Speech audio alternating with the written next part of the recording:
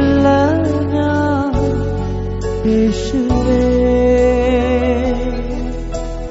അങ്ങേക്കാൾ വേറെ ഒന്നിനെയും സ്നേഹിക്കില്ല ഞാൻ.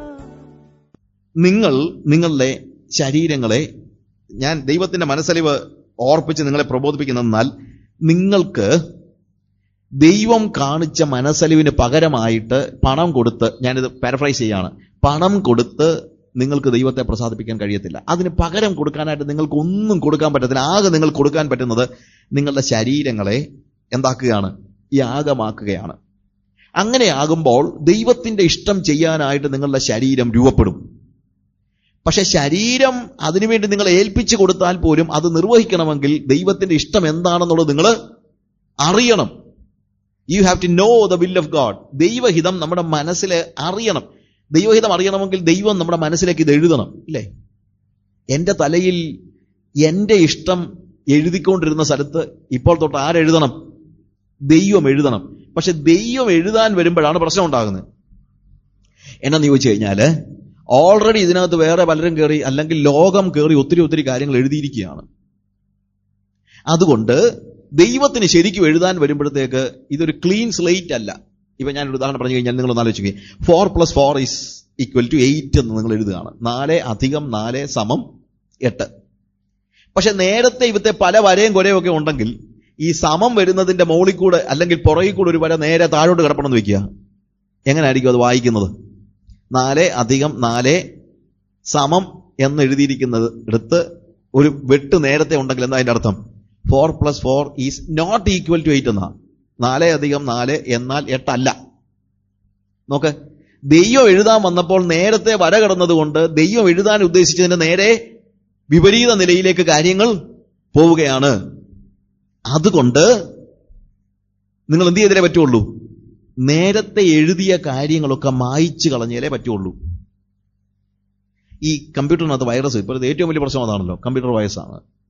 കമ്പ്യൂട്ടറിനകത്ത് വൈറസ് കയറിയ ഉള്ളൊരു പ്രശ്നം എന്ന് വെച്ചാൽ നമ്മുടെ സോഫ്റ്റ്വെയറിനെയൊക്കെ പലപ്പോഴും എന്ത് ചെയ്യും? ഇത് കറപ്റ്റ് ആക്കുകയാണ്. കറപ്റ്റ് ആക്കി കഴിഞ്ഞാൽ ചിലപ്പം നമ്മൾ ടൈപ്പ് ചെയ്യുകയാണ്. ഇപ്പം ഞാനിപ്പോൾ ടൈപ്പ് ചെയ്താൽ ഞാൻ ടൈപ്പ് ചെയ്ത സാധനമാണ് സ്ക്രീനിൽ വരേണ്ടത്. പക്ഷെ വൈറസ് കയറിയിട്ടുണ്ടെങ്കിൽ ചില സമയത്ത് നമ്മൾ ടൈപ്പ് ചെയ്തുകൊണ്ടിരിക്കുന്ന സാധനം ആയിരിക്കത്തില്ല. എൻ്റെ കമ്പ്യൂട്ടറിന്, എൻ്റെ ലാപ്ടോപ്പിനകത്തൊരു പ്രശ്നമുണ്ട്.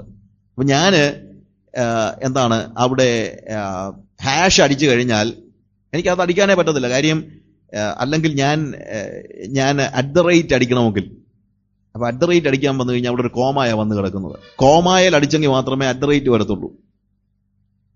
അപ്പൊ എന്റെ കമ്പ്യൂട്ടറിനകത്ത് പ്രശ്നമുണ്ട്. അപ്പൊ പറ്റുന്ന പ്രശ്നം എന്തോ ഒരു വൈറസാ. അപ്പൊ അതുകൊണ്ട് പ്രശ്നം ഉണ്ടാകുന്നത് എന്താണ്? ഞാൻ ടൈപ്പ് ചെയ്യുന്ന സാധനമല്ല സ്ക്രീനിൽ വരുന്നത്. എന്നതുപോലെ ദൈവം അവന്റെ ഇഷ്ടം എന്താണെന്ന് എന്നിൽ ടൈപ്പ് ചെയ്യാൻ പരിശ്രമിക്കുമ്പോൾ എന്റെ മനസ്സിലേക്ക് കടന്നു വരുന്നത് വേറെ ഏതാണ്ടൊക്കെയാണ്. ദൈവത്തിന്റെ ഇഷ്ടത്തിന് നേരെ വിപരീതമാണ്. അപ്പോൾ ഓൾറെഡി ലോകം കറപ്റ്റ് ചെയ്തിരിക്കുന്ന ഒരു മൈൻഡുമായിട്ട് ദൈവത്തിന്റെ അടുത്ത് ചെന്ന് കഴിഞ്ഞാൽ ദൈവത്തിന് അവന്റെ ഇഷ്ടം എഴുതാൻ കഴിയത്തില്ല. കഴിയത്തില്ലെന്ന് തന്നെയല്ല, ദൈവം എഴുതാൻ പരിശ്രമിച്ചു കഴിഞ്ഞാൽ നേരെ വിപരീതമായിരിക്കും നമ്മൾ മനസ്സിലാക്കുന്നത്. നമ്മൾ ഇന്ന് ഉപയോഗിക്കുന്നത് ലോകത്തിന്റെ ഭാഷയാണ്. ചില സമയത്ത് നമ്മൾ പറയുന്ന കാര്യങ്ങൾ അതുപോലല്ല ആളുകൾ മനസ്സിലാക്കുന്നത്. പ്രത്യേകിച്ച് ദൈവവചനം പ്രസംഗിച്ചു കഴിഞ്ഞാൽ നേരെ വിപരീതമായി മനസ്സിലാക്കുന്ന ആളുകളുണ്ട്. ഞാനൊരാൾ പ്രസംഗിച്ച കാര്യം ഇങ്ങനെ പല സ്ഥലങ്ങളിൽ പറഞ്ഞിട്ടുണ്ട്. അദ്ദേഹം വളരെ മനോഹരമായി ദൈവം എന്തിനു വേണ്ടി നമ്മളെ ഭൂമിയിലാക്കിയിരിക്കുന്നു എന്നതിനെ കുറിച്ച് പറയുകയാണ്. തൻ്റെ പുത്രന്റെ സ്വരൂപത്തോട് അനുരൂപരാകേണ്ടതിന് വേണ്ടിയാണ് ദൈവം നമ്മെ ഭൂമിയിലാക്കിയിരിക്കുന്നത്. അതുകൊണ്ട് നമ്മുടെ ജീവിതം അവന്റെ പുത്രന്റെ സ്വരൂപത്തോട് യോജിക്കുന്നതായിരിക്കണമെന്ന് പ്രസംഗിച്ച്, നമ്മുടെ ജീവിതം കർത്താവിന്റെ സ്വരൂപത്തോട് അനുരൂപമായിരിക്കണം എന്നുള്ളത് പ്രസംഗിച്ചിരുന്നു കഴിഞ്ഞപ്പോൾ പാസ്റ്റർ, അപ്പൊ എല്ലാവരും ഇങ്ങനെ ഭയങ്കരമായിട്ട് ഇങ്ങനെ വരുന്നുണ്ട് കേട്ടിരിക്കുകയാണ്. അതായത് നമ്മൾ ജീവിക്കുകയാണ്, എങ്ങനെ ജീവിക്കണം? കർത്താവ് ജീവിച്ചതുപോലെ ജീവിക്കണം എന്നൊക്കെ പറഞ്ഞു കേട്ടിരിക്കുകയാണ്.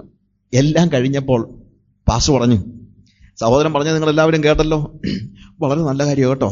പിന്നെ എല്ലാം ഒന്നും നമുക്ക് അനുസരിക്കാൻ പറ്റിയില്ലെങ്കിലും നമ്മളാവോളമൊക്കെ കുറച്ചൊക്കെ എങ്കിലും അനുസരിക്കാനായിട്ട് നിങ്ങൾ പരിശ്രമിക്കണം. അപ്പോഴാ സഭക്കാർക്കൊരു ആശ്വാസമായത്. കാര്യം ഇത്ര നേരം ചിന്തിച്ച എന്താണ്? അയ്യോ, എന്തോ ഈ പറയുന്നത്, യേശു ജീവിച്ച പോലെ ജീവിക്കണമെന്നോ? അയ്യോ, കാര്യം ദൈവം എഴുതാൻ നോക്കിയിട്ട് പറ്റത്തില്ല. കാര്യം ഇടയ്ക്ക് വൈറസ് കയറി കിടക്കുകയാണ്. അത് സാരമില്ല, നമ്മൾ ലോകത്തിലല്ലേ ബ്രദറെ ജീവിക്കുന്നേ. എപ്പോഴും നമ്മൾ പറയുന്ന കാര്യമാണ്, നമ്മൾ ലോകത്തിലല്ലേ ബ്രദറെ ജീവിക്കുന്നത്. ദൈവം എഴുതാൻ തുടങ്ങുമ്പോൾ തന്നെ നമ്മൾ അതിന്റെ വിപരീതം ആലോചിച്ചു തുടങ്ങി. അല്ല ശരി, അന്ന് കർത്താവിന്റെ ശിഷ്യന്മാരൊക്കെ, നമ്മളിപ്പോ എന്നാ ഹാനോക്കോ വല്ലതാണോ ദൈവത്തിനോട് നടക്കാൻ? അല്ലേ? What happens? ദൈവം അവന്റെ ഇഷ്ടം എഴുതാൻ കഴിയാത്ത രീതിയിൽ വൈറസ് കയറിയ മൈൻഡാണ് നമ്മളുടേത്. ദൈവം എന്തെങ്കിലും കാര്യങ്ങൾ പറയുമ്പോൾ, കൃത്യമായിട്ട് പറയുമ്പോൾ നമ്മളെന്താ പറയുന്നത് അറിയാമോ? അല്ല, ദൈവം അങ്ങനെ പറഞ്ഞതെങ്കിലും അങ്ങനല്ല ദൈവം ഉദ്ദേശിച്ചത്, ഇല്ലേ? സാധാരണപ്പെട്ട ഏതെങ്കിലും ഒരു കഠിനമായ വാക്യം വായിച്ച ഉടനെ നമ്മൾ പറയുന്നതെന്ന് അറിയാമോ? അല്ല, ഈ ഒട്ടകം സൂചിക്കുഴയിലൂടെ കിടക്കാന്ന് പറഞ്ഞു കഴിഞ്ഞാൽ ദൈവം ഉദ്ദേശിച്ചതല്ല. എന്താണ് അത്? സൂചിക്കുഴ എന്ന് പറഞ്ഞു കഴിഞ്ഞാൽ അവിടുത്തെ ഒരു വിക്കറ്റ് ഗേറ്റാ. അതിനകത്തൂടെ ഒട്ടകത്തിന് വേണമെങ്കിൽ ഞെങ്ങി ഞെരുങ്ങി കയറാം. കാര്യം ഈ ധനികനെ ഇവിടുന്ന് പറഞ്ഞു വിട്ട് കഴിഞ്ഞാൽ പിന്നെ എങ്ങനെയാണ് നമ്മുടെ സഭയിലെ കാര്യങ്ങൾ നടക്കുന്നുള്ളതാണ് നമ്മുടെ പ്രശ്നം. കാര്യം ഇവനെ എങ്ങനെയെങ്കിലും ഇതിനകത്ത് കയറ്റി ഇരുത്തിയെങ്കിലേ നമുക്ക് രക്ഷയുള്ളൂ. അതുകൊണ്ട് വിക്കറ്റ് ഗേറ്റ് ആണ്, മറ്റേ ഗേറ്റ് ആണ് എന്നൊക്കെ പറഞ്ഞ് നമ്മൾ എന്തെങ്കിലുമൊക്കെ, അതായത് ദൈവം പറഞ്ഞത് അങ്ങനെ ആയിരിക്കും, പക്ഷെ ഉദ്ദേശിച്ചത് അങ്ങനെ അല്ല. ആരാ ഇത് പറയുന്നത്? ഇത് ദൈവം പറയുന്നതല്ല. ദൈവം പറയുന്നതൊന്നും ഉദ്ദേശിക്കുന്നതൊന്നും ആണെങ്കിൽ അവൻ ദൈവമല്ല. ദൈവത്തിന്റെ പ്രത്യേകത അതാണ്, അവൻ ഉദ്ദേശിക്കുന്നത് മാത്രം പറയുന്നവനാണ്. അവന്റെ വാക്കുകൾ ഉവ്വ് ഉവ്വ് എന്നും ഇല്ല ഇല്ല എന്നുമാണ്. പക്ഷെ നമുക്ക് കഴിയുന്നില്ല, കാരണം ലോകത്തിന്റെ വൈറസ് കയറി കിടക്കുകയാണ്. അതുകൊണ്ടാണ് പൗലോസ് പറയുന്നത്, ഈ ലോകത്തിന് അനുരൂപരാകരുത്. ഈ ലോകത്തിന് അനുരൂപരാകരുതെന്ന് പറയുമ്പോൾ എന്താ അതിന്റെ അർത്ഥം? നമ്മൾ ചിന്തിക്കുന്നത് നമ്മുടെ ഡ്രസ്സിംഗ് ഒക്കെ വളരെ വിശുദ്ധമായിരിക്കണം എന്നുള്ള രീതിയിലാണ്. നല്ലതായിരിക്കും. പക്ഷേ ലോകത്തോടുള്ള അനുരൂപത എന്ന് പറയുമ്പോൾ ഡ്രസ്സിന്റെ കാര്യമൊന്നുമല്ല അവിടെ പറയുന്നത്. ലോകം എന്ന വാക്ക് എന്താന്ന് നമ്മൾ മനസ്സിലാക്കണം. ലോകം എന്ന് വെച്ചാൽ ഭൂമി എന്ന അർത്ഥത്തിലല്ല അവിടെ ഉപയോഗിച്ചിരിക്കുന്നത്. ലോകത്തെക്കുറിച്ച് വേദപുസ്തകത്തിൽ പല കാര്യങ്ങൾ പല രീതിയിൽ പറയുന്നുണ്ട്. ഒന്ന് ഭൂമിയെക്കുറിച്ചാണ്. 24 സങ്കീർത്തനം 1 വാക്യത്തിൽ ഭൂമിയും അതിന്റെ പൂർണ്ണതയും യഹോവയ്ക്കുള്ളതാകുന്നു. It belongs to the lord. അത് ഭൂമിയെക്കുറിച്ചാണ്. അത് ദൈവം ഉണ്ടാക്കിയ ഭൂമിയാണ്. അതിനെ നമ്മൾ മാനിക്കണം, ആദരിക്കണം, അതിനെ അനുഭവിക്കണം, അതിൽ സന്തോഷിക്കണം. കാര്യം ദൈവം നമുക്ക് വേണ്ടി ഉണ്ടാക്കിയത്. ആർക്ക് വേണ്ടിയാണ് ദൈവം ഭൂമിയെ ഉണ്ടാക്കിയത്? ഭൂമിയെ ഉണ്ടാക്കിയത് മനുഷ്യന് വേണ്ടിയാണ്. ദൈവം ആദിയിൽ ആകാശവും ഭൂമിയും സൃഷ്ടിച്ചു. അതിനുശേഷം ഭൂമിയിൽ സകല ചരാചരങ്ങളെ സൃഷ്ടിച്ചു. വൃക്ഷങ്ങളെ ഉണ്ടാക്കി, മരങ്ങളെ ഉണ്ടാക്കി, മൃഗങ്ങളെ ഉണ്ടാക്കി. അത് കഴിഞ്ഞിട്ടാണ് ദൈവം മനുഷ്യനെ സൃഷ്ടിക്കുന്നത്. എന്തുകൊണ്ടാണെന്ന് അറിയാമോ? ഇതെല്ലാം ആർക്ക് വേണ്ടി ഉണ്ടാക്കിയതായതുകൊണ്ടാണ്, മനുഷ്യന് വേണ്ടി ആയതുകൊണ്ട്. ആദാമിനെ കുറിച്ച് വേദോസം പറയുന്ന ആദാം ദൈവത്തിന്റെ മകൻ എന്നാണ്. നമ്മൾ പിള്ളേരുണ്ടാകുന്നതിന് മുമ്പേ തന്നെ പിള്ളേർക്ക് ആവശ്യം ഉണ്ടായേക്കാവുന്ന എല്ലാ കാര്യങ്ങളും ഒരുക്കി വെക്കുന്നത് പോലെ ദൈവം മനുഷ്യനെ സൃഷ്ടിക്കുന്നതിന് മുമ്പ് മനുഷ്യൻ എന്തൊക്കെ ആവശ്യം ഉണ്ടായേക്കാമോ അതെല്ലാം ഒരുക്കി വെച്ചവനാണ്. അതുകൊണ്ട് ദൈവം ഭൂമിയെ സ്നേഹിക്കുന്നു. മനുഷ്യൻ ഭൂമിയെ സ്നേഹിക്കണം. അത് ദൈവം ഉദ്ദേശിക്കുന്ന കാര്യമാണ്, ഇഷ്ടപ്പെടുന്ന കാര്യമാണ്. അതുകൊണ്ട് ഞാൻ ചിലപ്പോഴൊക്കെ പറയാറുണ്ട്, കാട് വെട്ടിക്കളയരുതെന്നും മരം നശിപ്പിക്കരുതെന്നും ഇവിടെ പുകയുണ്ടാക്കി നമ്മുടെ ഓസോൺ ലെയേഴ്സ് തകർത്ത് കളയരുതെന്നും ഒക്കെ ഇന്നിപ്പോ പരിസ്ഥിതിവാദികളാണ് പറയുന്നത്. പക്ഷെ അതൊക്കെ പറയാൻ ദൈവം നമ്മളെ ആക്കിയത് ശരിക്കും. കാര്യം ഈ ഭൂമി ആരുടെ വകയാ? പരിസ്ഥിതിവാദികളുടെ വകയൊന്നുമല്ല. ഈ ഭൂമി ആരുടെ വകയാ? എന്റെ ദൈവത്തിന്റെ വകയാ. അതിനെ സംരക്ഷിക്കണമെന്ന് പറയാനുള്ള അവകാശം എനിക്കാവുള്ളത്. പിന്നെ നമ്മളാരും പറയാത്തതുകൊണ്ട് അവർ പറയുന്നുള്ളതേ ഉള്ളൂ. ഭൂമിയെ ദൈവം സ്നേഹിക്കുന്നുണ്ട്. അത് തന്നെയല്ല, രണ്ടാമത് ലോകം എന്ന് പറയുമ്പോൾ വരുന്നത് ജനങ്ങളാണ്. യോഹന്നാന്റെ സുവിശേഷം 3:16 വാക്യം നമുക്കറിയാം. എന്താണ്? ദൈവം തന്റെ ഏകജാതനായ പുത്രനെ നൽകുവാൻ തക്കവണ്ണം ലോകത്തെ അത്രയ്ക്ക് സ്നേഹിച്ചു. എന്താണ് അവിടെ ലോകം എന്ന് പറയുന്നത്? ഇറ്റ് ഈസ് മെൻ, മനുഷ്യർ. ദൈവം മനുഷ്യനെ സൃഷ്ടിച്ചപ്പോൾ സങ്കീർത്തനം 8 അധ്യായത്തിൽ നമ്മൾ കാണുന്നുണ്ട്, തേജസ്സും ബഹുമാനവും അവനെ അണിയിച്ചു. 3 വാക്യത്തിൽ ദൈവത്തിന്റെ വിരലുകളുടെ പണിയായ ആകാശത്തെയും സൂര്യനെയും ചന്ദ്രനെയും നക്ഷത്രങ്ങളെയും ഒക്കെ നോക്കുമ്പോൾ മനുഷ്യപുത്രനെ ഓർക്കേണ്ടവൻ എന്ത്? It is nothing. ദൈവം അത്രയ്ക്കും വലിയ യൂണിവേഴ്സിനെയാണ് സൃഷ്ടിച്ചിരിക്കുന്നത്. ദ ഹോൾ യൂണിവേഴ്സ്, അല്ലേ? ഈ ലോകത്തെക്കാൾ വലുതായിട്ട്, ഞാൻ പറഞ്ഞ ഈ ഭൂമിയേക്കാൾ അല്ലെങ്കിൽ ഈ യൂണിവേഴ്സിനേക്കാൾ വലുതായിട്ട് ദൈവം കണക്കാക്കുന്നത് മനുഷ്യനെയാണ്. ഈ യൂണിവേഴ്സ് എന്ന് പറഞ്ഞാൽ ചെറിയ കാര്യമൊന്നുമല്ല. നമ്മുടെ ഭൂമി എന്ന് പറഞ്ഞ ഒരു ചെറിയ ഗോളമാണ്. സോളാർ സിസ്റ്റത്തിലെ ഒരു ചെറിയ ഗോളം. ഈ സോളാർ സിസ്റ്റം തന്നെ, അല്ലെങ്കിൽ ഇന്ന് 9 ഗ്രഹങ്ങൾ അല്ലെങ്കിൽ 10 ഗ്രഹങ്ങൾ എന്നിപ്പം പറയുന്നു പലര്. 9 പ്ലാനറ്റ്സ്. ഈ പ്ലാനറ്റ്സിന്റെ ഈ സോളാർ സിസ്റ്റം ഉണ്ടല്ലോ, ഈ സോളാർ സിസ്റ്റം അതിനകത്ത് ചെറിയൊരു ഗ്രഹമാണ് ഭൂമി. പക്ഷെ ഈ സോളാർ സിസ്റ്റം എന്ന് പറയുന്നത് തന്നെ മിൽക്കി വേ എന്ന് പറയുന്ന വലിയൊരു ഗാലക്സിയുടെ ഒരു ചെറിയ ഭാഗമാണ്. ഇതുപോലെയുള്ള പല ലക്ഷക്കണക്കിന് മില്യൺ സോളാർ സിസ്റ്റം പോലെയുള്ള സ്റ്റാർ സിസ്റ്റംസ് ഒരുമിച്ച് കൂടുന്നതാണ് മിൽക്കി വേ. അതുപോലെയുള്ള മില്യൺ മിൽക്കി വേസ് ഒരുമിച്ചുള്ളതാണ്, അല്ലെങ്കിൽ മില്യൺ ഗാലക്സീസ് ഒരുമിച്ചുള്ളതാണ് യൂണിവേഴ്സ് എന്ന് പറയുന്നത്. വോൺ കാർലോസ് ഓട്ടസ് പറയുന്ന റൈറ്റർ പറയുന്നത്, ആർക്കറിയാം, ഒരുപക്ഷെ ഇതൊക്കെ ദൈവത്തിന്റെ കൊട്ടാരത്തിലെ അതിന്റെ മുന്നിലത്തെ ഗാർഡനിലെ പൂക്കൾ മാത്രമായിരിക്കും. അതിന്റെ കോട്ടയാടിൽ ബാക്കി എന്തൊക്കെ ഉണ്ടെന്ന് നമ്മളാരും കണ്ടിട്ടില്ല. അത്രയ്ക്കും വലിയ പ്രപഞ്ചത്തെ സൃഷ്ടിച്ചവനായ ദൈവം അതിനേക്കാൾ വലുതായി കണക്കാക്കുന്നവനാണ് മനുഷ്യൻ. മനുഷ്യനെ ഓർക്കാൻ അവൻ എന്തുമാത്രം ഒന്നുമല്ല, പക്ഷെ അവൻ ഓർത്തു എന്നുള്ളത് നമ്മൾ ഓർക്കണം. എബ്രായലേഖനം 2-9 വാക്യത്തിൽ എല്ലാവർക്കും വേണ്ടി മരണം ആസ്വദിപ്പാൻ ഇറങ്ങി വന്നവനായ യേശു. ആർക്ക് വേണ്ടി? മനുഷ്യന് വേണ്ടി. മനുഷ്യൻ പാപത്തിൽ വീണുപോയപ്പോൾ അവനെ മടക്കി വരുത്തുവാനുള്ള ആഗ്രഹത്തിന്റെ മുമ്പിൽ ഗാലക്സീസ് ഒന്നുമല്ലാതെ ദൈവം ഇറങ്ങി വന്നെന്നാണ് പറയുന്നത്. ദൈവം ലോകത്തെ അത്രയ്ക്ക് സ്നേഹിച്ചു. മൂന്നാമത് ലോകത്തെക്കുറിച്ച് പറയുന്നത് കുറെ കൂടെ വ്യത്യസ്തമാണ്. 1 യോഹന്നാൻ 2-15 വാക്യത്തിൽ ലോകത്തെയും ലോകത്തിലുള്ളതിനെയും സ്നേഹിക്കരുത്. അത് ഭൂമിയെയല്ല, മനുഷ്യരെയല്ല, അതിനെ സ്നേഹിക്കണം. ഭൂമിയെ സ്നേഹിക്കണം, മനുഷ്യനെ സ്നേഹിക്കണം. പക്ഷേ അടുത്തത് എന്താണെന്നറിയാമോ? നമ്മുടെ വ്യവസ്ഥിതി, കാലഘട്ടം. അതുകൊണ്ടാണ് ഞാൻ പറഞ്ഞത് ഈ വേദഭാഗത്ത് 12-ാം അധ്യായത്തിൽ ഉപയോഗിച്ചിരിക്കുന്ന വാക്ക് തന്നെ കാലഘട്ടം എന്നുള്ള വാക്കാണ്. കാലഘട്ടത്തെ നമ്മൾ സ്നേഹിക്കാൻ പാടില്ല. വേറെ പല കാര്യങ്ങളില് the Prince of this world നമ്മൾ പറയുമല്ലോ, ഈ ലോകത്തിന്റെ പ്രഭു. ഏത് ലോകത്തിന്റെ പ്രഭു? ഭൂമിയുടെയോ? അല്ല, ഭൂമിയുടെ പ്രഭു അല്ല അവൻ. കാരണം ഭൂമി ആരുടെ വകയാണ്? ദൈവത്തിന്റെ വകയാണ്. അതിന്റെ പ്രഭുവാകാൻ അവൻ ഒരിക്കലും പിശാചിനെ അനുവദിച്ചിട്ടില്ല. ജനങ്ങളുടെയോ? അല്ല, അവൻ കൈയടക്കി വെച്ചിരിക്കുന്നത്, ഈ ലോകത്തിന്റെ പ്രഭു കൈയടക്കി വെച്ചിരിക്കുന്നത് എന്തിനെ മാത്രമാണെന്നറിയാമോ? ലോകത്തിന്റെ വ്യവസ്ഥിതിയെയാണ്. The system of this world. കൊലോസ്യ ലേഖനം 2-ാം അധ്യായത്തില് അതിന്റെ കൊലോസിയൻസ് 2-ാം അധ്യായം അതിന്റെ 8-ാം വാക്യത്തിൽ നമ്മൾ കാണുന്ന 8-ാം വാക്യത്തില് ഐ വിൽ റീഡ് ഇറ്റ്. തത്വജ്ഞാനവും വെറും വഞ്ചനയും കൊണ്ട് ആരും നിങ്ങളെ കവർന്നു കളയാതിരിക്കാൻ നോക്കുവിൻ. അത് മനുഷ്യരുടെ സമ്പ്രദായത്തിനൊത്തവണ്ണം ലോകത്തിന്റെ ആദ്യ പാഠങ്ങൾക്കൊത്തവണ്ണമല്ലാതെ, ലോകത്തിന്റെ ആദ്യ പാഠങ്ങൾ, the basic principles of this world, the basic principles. അവിടെ പറയുന്നത് എന്താണെന്ന് അറിയാമോ?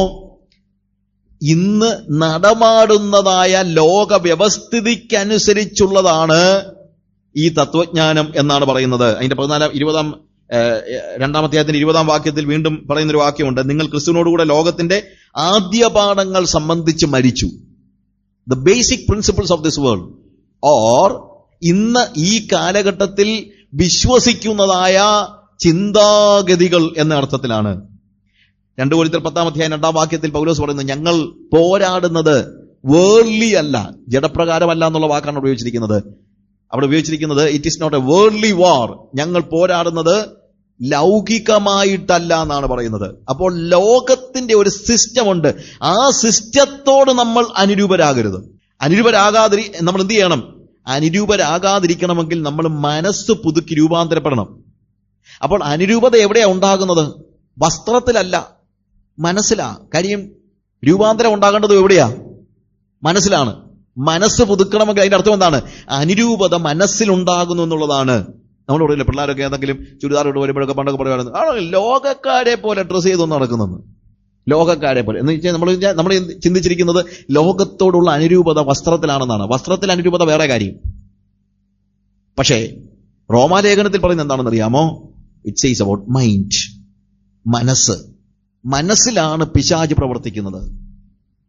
2 കൊരിന്ത്യർ 4-ാം അധ്യായം 4-ാം വാക്യത്തിൽ ഈ ലോകത്തിന്റെ പ്രഭു അവിശ്വാസികളുടെ മനസ്സ് കുരുടാക്കിയിരിക്കുന്നു, ഹാസ് ബ്ലൈൻഡഡ് ദ മൈൻഡ്. പിശാച് പ്രവർത്തിക്കുന്ന മനുഷ്യനിലെ ഇടമാണ് മനസ്സ് എന്ന് പറയുന്നത്. ആ മനസ്സിനാണ് രൂപാന്തരം ഉണ്ടാകേണ്ടത്. എന്നാൽ ദൈവത്തിന്റെ ഇഷ്ടം ഈ മനസ്സിലേക്ക് എഴുതാൻ പരിശ്രമിക്കുമ്പോൾ ഓൾറെഡി ഈ മനസ്സിൽ ആരുടെ ചിന്തകളാണ് കയറി കിടക്കുന്നത്? ലോകത്തിന്റെ ചിന്തകൾ, മറ്റുള്ളവർ നമ്മളെ പഠിപ്പിച്ചു വെച്ചിരിക്കുന്ന ചിന്തകൾ. അതുകൊണ്ട് എന്താണ്? നിങ്ങളുടെ മനസ്സിന് ഒരു രൂപാന്തരം ഉണ്ടാകണം. രൂപാന്തരം എന്നുള്ള വാക്കും ഒന്ന് പോളിഷ് ചെയ്യുന്നത് പോലെ അല്ല. രൂപാന്തരം എന്ന് പറയുന്നത് ആകെപ്പാടെ ഇളക്കി കളഞ്ഞിട്ട് മാറ്റി പ്രതിഷ്ഠിക്കുന്നതിന് തുല്യമാണ്.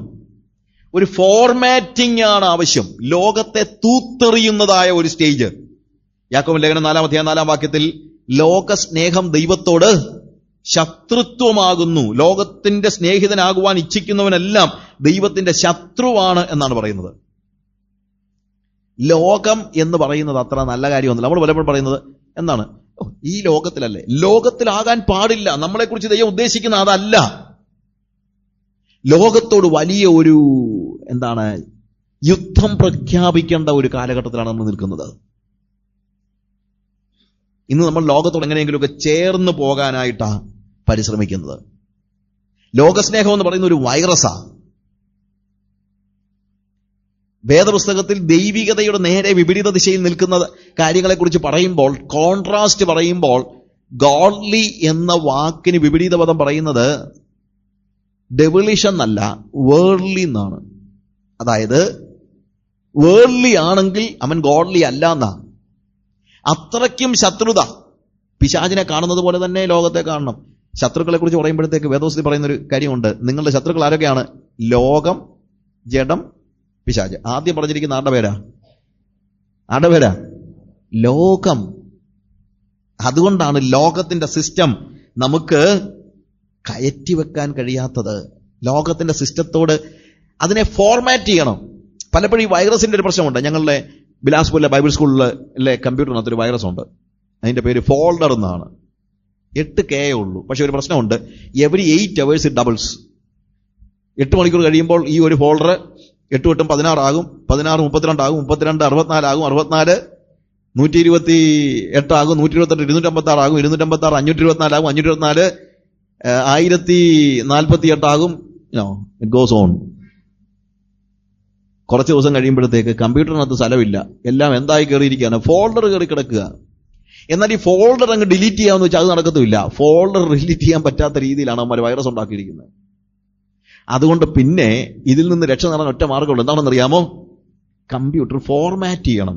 ഫോൾഡർ മാത്രമല്ല, അതിലെ എല്ലാ ഫോൾഡേഴ്സും കളഞ്ഞാലേ പറ്റുള്ളൂ. കംപ്ലീറ്റ് ആയിട്ട് ഒരു ചെറിയ സ്പേസ് കൊടുത്താൽ മതി, ഇവൻ കയറി വരും മുഴുവൻ, എവ്രിവെയർ. അതുകൊണ്ട് ലോകത്തിന് ഒരാണി അടിക്കാനുള്ള സ്പേസ് പോലും നമ്മൾ കൊടുക്കരുത്.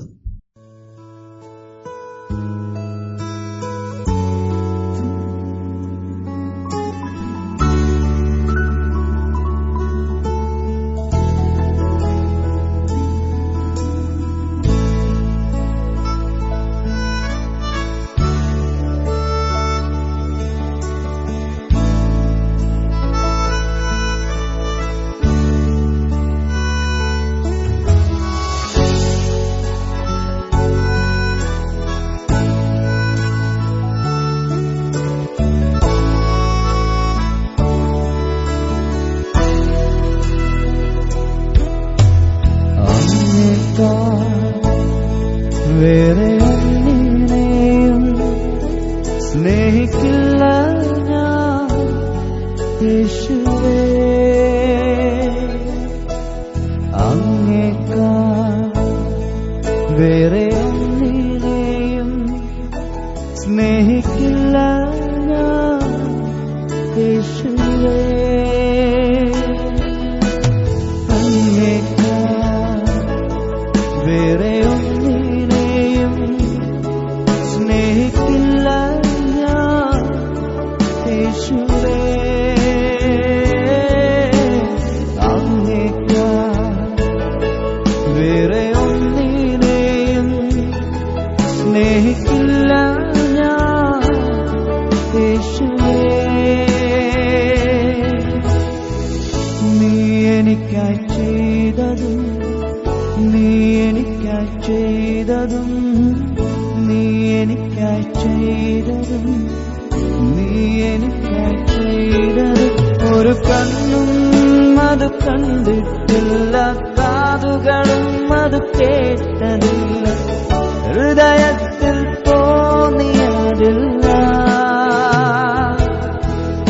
ഒരു കണ്ണും അത് കണ്ടിട്ടില്ല, കാതുകളും അത് കേട്ടതില്ല, ഹൃദയത്തിൽ തോന്നിയതില്ല. ഒരു കണ്ണും അത് കണ്ടിട്ടില്ല, കാതുകളും അത് കേട്ടതില്ല, ഹൃദയത്തിൽ തോന്നിയതില്ല.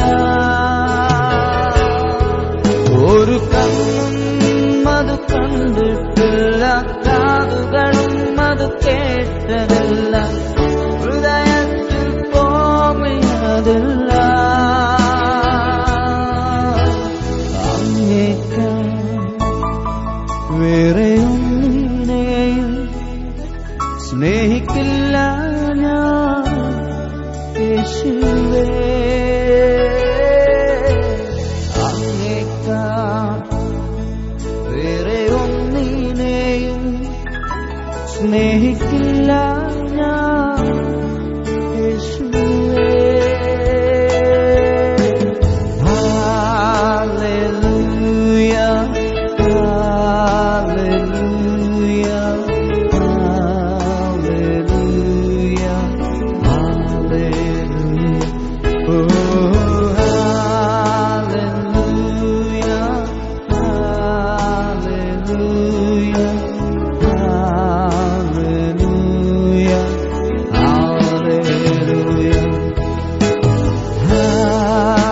ഹല്ലേലൂയ,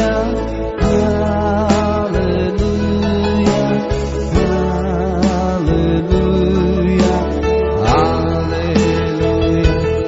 ആദ്യനുമന്ത്യനുമായോനെ, ജീവൻ ഉറവിടമായോനെ, ഞാനോ നിത്യം വന്ദിക്കും.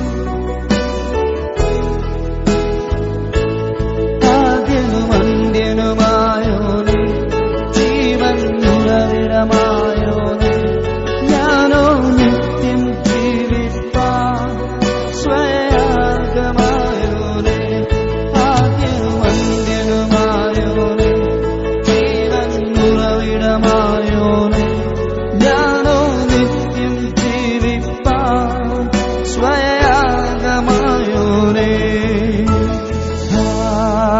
Hallelujah, hallelujah, hallelujah, hallelujah.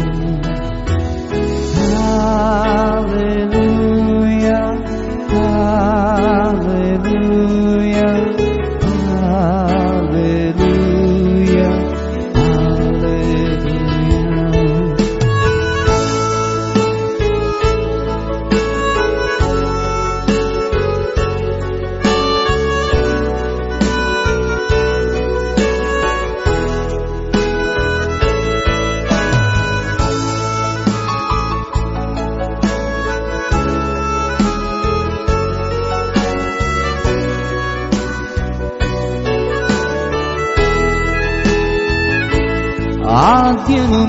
ആദ്യനുമന്ത്യനുമായോനെ, ജീവൻ ഉറവിടമായോനെ, ഞാനോ നിത്യം ജീവിപ്പാൻ സ്വയാഗമായോനെ.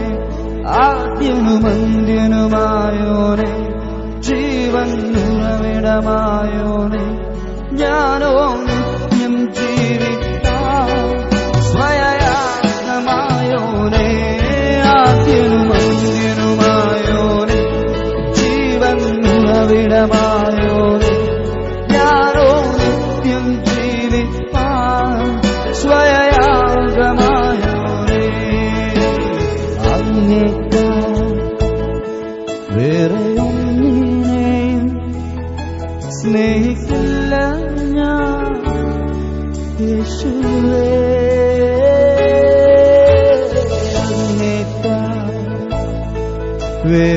വേറെയൊന്നിനെയും സ്നേഹിക്കില്ല ഞാൻ യേശുവേ. അങ്ങേക്കാൾ വേറെയൊന്നിനെയും സ്നേഹിക്കില്ല ഞാൻ യേശുവേ. നീ എനിക്കായി ചെയ്തതും, നീ എനിക്കായി ചെയ്തതും, നീ എനിക്കായി ചെയ്തതും, നീ എനിക്കായി ചെയ്തതും, ഒരു കണ്ണും അത് കണ്ടിട്ടില്ല, കാതുകളും അത് കേട്ടതും, ഹൃദയത്തിൽ തോന്നിയതില്ല. ഒരു കണ്ണും അത് കണ്ടിട്ടില്ല, കാതുകളും അത് കേട്ടതില്ല, ഹൃദയത്തിൽ തോന്നി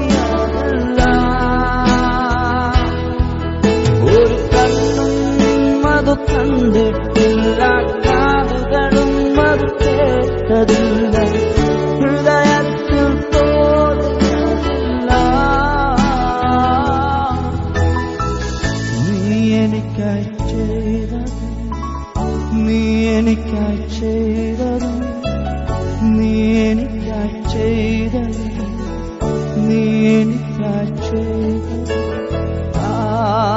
ഹല്ലേലൂയ ഹല്ലേലൂയ ഹല്ലേലൂയ ഹല്ലേലൂയ ഓ